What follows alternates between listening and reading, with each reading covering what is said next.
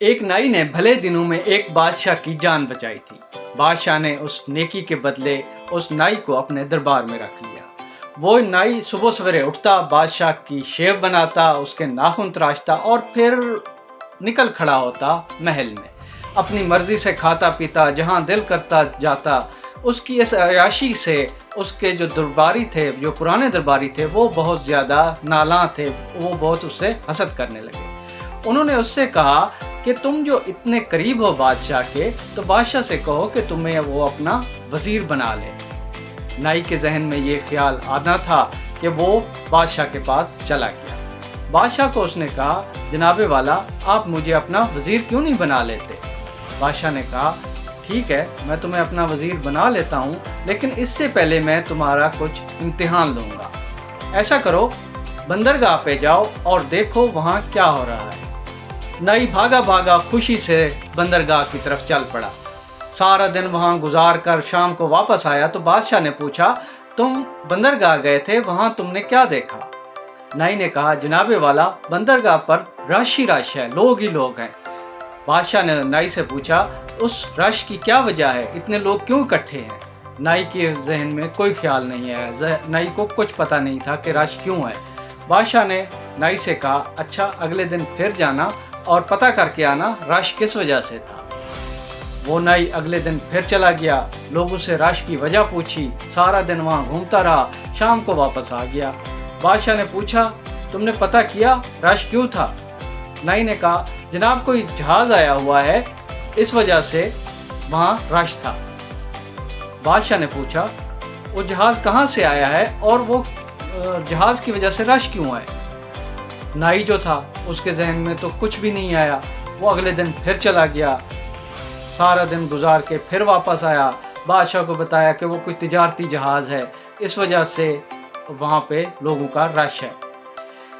بادشاہ ایک سوال کرتا، نائی پھر اگلے دن دوڑا جاتا، پھر اس کا جواب لے کے آتا، پھر آدھا پچھتا جواب لے کے واپس آ جاتا، یعنی کہ اسی طرح اس نے پورے 15 دن لگائے پوری معلومات جمع کرتے ہوئے۔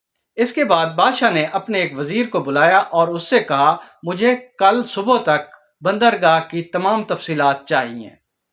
وہ وزیر چلا گیا اور اگلے دن وہ واپس آیا دربار میں اور اس نے بادشاہ کو بتایا کہ مصر سے ایک تجارتی جہاز آیا ہے جس میں 50 سوداگر ہیں اور اس جہاز کے عملے کی تعداد 20 ہے۔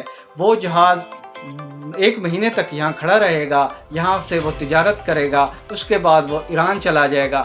مطلب یہ کہ اس نے پوری تفصیل بتا دی، ایک ہی دن میں، ایک ہی ملاقات میں، ایک ہی چکر میں۔ نائی یہ سب دیکھ رہا تھا اور سن بھی رہا تھا۔ اس نے نظریں چراتے ہوئے بادشاہ سے کہا، جناب کلمیں چھوٹی رکھنی ہے یا بڑی؟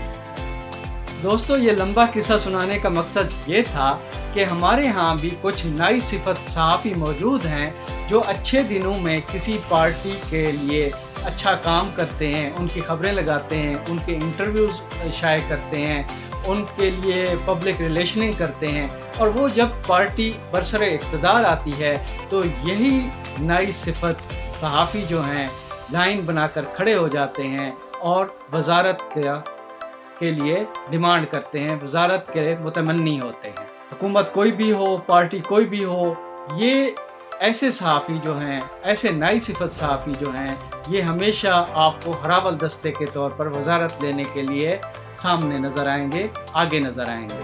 اور تو اور اس کیئر ٹیکر حکومت کو دیکھ لیجئے، اس نگران حکومت کو دیکھ لیجئے، اس کے کلیدی عہدوں پر، اس کے بڑے عہدوں پر ایسے ہی 2 نائی صفت صحافی انجوائے کر رہے ہیں، جن کو کہنا تو یہ چاہیے تھا، جناب کلمیں چھوٹی رکھیں یا بڑی، لیکن وہ اپنا قد بڑھانے کے چکر میں لگے ہوئے ہیں۔